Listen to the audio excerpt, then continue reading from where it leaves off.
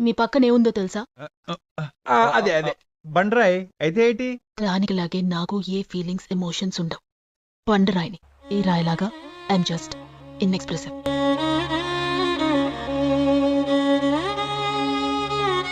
ఏ expression లేదన్న రాయి నిన్న అట్రాక్షన్ అయింది, ఈరోజు డివోషన్ అయింది. ప్రాణం లేని రాయి ఎన్ని రంగులు మార్చుకుంటే ప్రాణం ఉన్న మనం ఎన్ని రంగులు మార్చుకోవాలి? Life is like A painting.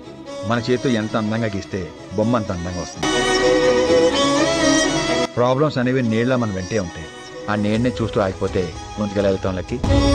మా అమ్మ నాకు నేర్పింది ఒకటే, లైఫ్ ఏది మనకి ఎదురొచ్చి వదలకి మనమే ఎదురు తీసుకోవాలి. బాధ నుంచి సంతోషం అయినా, ఓటమి నుంచి గెలిపోయినా. It's time to start a new life lucky. దేవుడు పక్షులతో పాటు మనుషులు కూడా రెక్కలిచ్చారు లక్కి.